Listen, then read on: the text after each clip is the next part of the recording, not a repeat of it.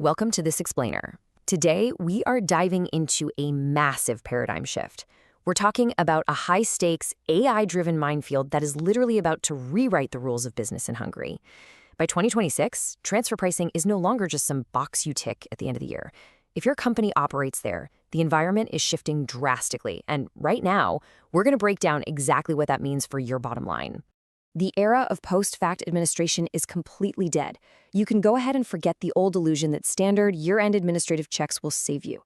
Surviving 2026 requires a totally different approach, a proactive, CFO-led, continuous compliance engine, where transfer pricing fully merges with taxation, accounting, and controlling. We have a lot of crucial ground to cover today. We'll be moving from NAV's AI-based audits straight into the strict median rule, accounting and tax asymmetry, the new documentation decree, the financial domino effect, and finally, a concrete action plan for management. Let's get right into it. Number 1, NAV's AI-based audits. Let's start with the immediate threat, the Hungarian Tax Authority. NAV has completely abandoned the old concept of random manual checks. Instead, they're using a vast integrated data network. They aren't waiting for an audit to look at your files anymore. NAV's algorithms are scanning your ADP forms, online invoices, EVAT, and international reports like CBCR and DAX7 in near real time. They can instantly flag inconsistent methods, below-market results, or even just suspicious year-end traffic spikes. They are literally watching the data flow as it happens. And if that AI flags you, well, the follow-up is incredibly swift. Auditors arrive equipped with the HEDI system. This is an on-site digital document manager that gives them immediate, paperless access to their massive databases right there in your office. So, you know that old strategy of stalling an audit while someone digs up a file in the basement? Yeah, that is officially over. Section 2, the strict median rule. So, the crucial question every financial director needs to answer right now is this. What exactly happens if your pricing accidentally slips below the lower quartile of the usual market range? Like, what is the actual tangible consequence? Well, the answer is that there is absolutely zero leniency anymore. Previously, you might have hoped for an adjustment just to the edge of the acceptable range. Not anymore. If your profitability falls out, NEV automatically adjusts your tax base to the exact median, the dead center of that target.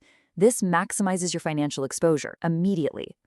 And to make matters even stricter, the burden of proof has entirely shifted onto you. The tax authority basically has no discretionary power here. If you want an adjustment to anywhere other than that strict median, you, the taxpayer, must definitively, scientifically prove why another point in the range is justified by the specific transaction. Moving on to Section 3, Accounting and Tax Asymmetry. This brings us to a massive, hidden trap that is going to catch a lot of multinational subsidiaries entirely off guard. The law now demands continuous compliance. You have to conduct your internal true-ups and adjust your books to align with the transfer pricing reality absolutely no later than the balance sheet creation date. If you miss this exact deadline, your accounting and tax will be asymmetrical, and you're guaranteed to suffer that automatic median correction without any chance to voluntarily fix it. Section 4, the new documentation decree.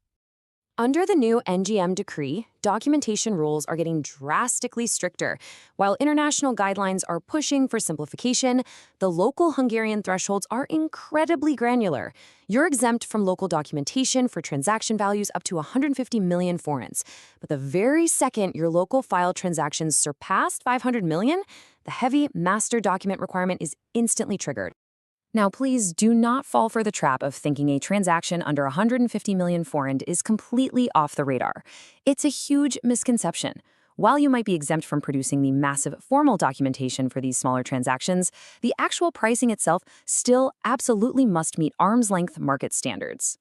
On top of that, the rules for what actually goes into the documentation are tougher across the board. You're going to need to maintain a highly segmented P&L, a clear audit trail that matches the general ledger, and detailed DEMPI analyses for any intellectual property. But most importantly, you must actively prove the economic value of intragroup services through a rigorous benefit test. Because if you can't prove a service had real economic value, NAV will just treat the entire fee as a tax-based increase. Section 5, the financial domino effect. Okay, let's dive into the climax of this explainer. What is the actual price of failure when these new algorithms catch a breach? Well, the financial domino effect starts right here.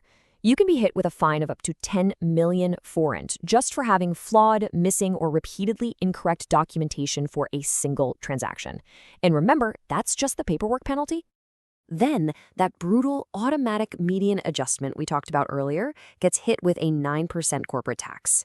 And because of how the Hungarian tax system works, that increase in your tax base cascades directly into higher local business taxes and innovation contributions. The numbers just escalate incredibly fast. Finally, the ultimate blow. A staggering 50% and in fraudulent cases up to 200% tax penalty is slammed right on top of the shortfall. Add in the central bank base rate plus a 5% compounded late fee, and you can see exactly how a simple administrative oversight rapidly mutates into a massive financial crisis. Which brings us to our final section, number 6, an action plan for management. Look, hope is not a strategy here. To prevent this entire domino effect, your leadership team must execute this playbook without fail. First, run an interim benchmark before closing the year to make sure you're in the range. Second, establish a tight, cross-functional sync between tax, accounting, controlling, and legal. And finally, ensure your ATP data matches your local file to the exact forint. Nav's AI will catch even the tiniest discrepancy between these datasets, so they have to be perfect. You also need to be incredibly careful if you're a subsidiary, especially those with foreign parent companies that relies purely on central group-level policies. Why? Because those central guidelines frequently fail to meet Hungary's uniquely strict segmentation, benefit test, and true-up timing demands. And since the EU Transfer Pricing Directive proposal was officially withdrawn for 2026, these strict local rules are really the only ones that matter now. The 2026 landscape is entirely unforgiving. It's an environment where algorithms enforce absolute precision, and standard excuses simply no longer apply. Which leaves us with one final urgent question for you to take back to your management team. Look at your current systems. Look at your accounting deadlines. Is your company's data truly ready to face the algorithms?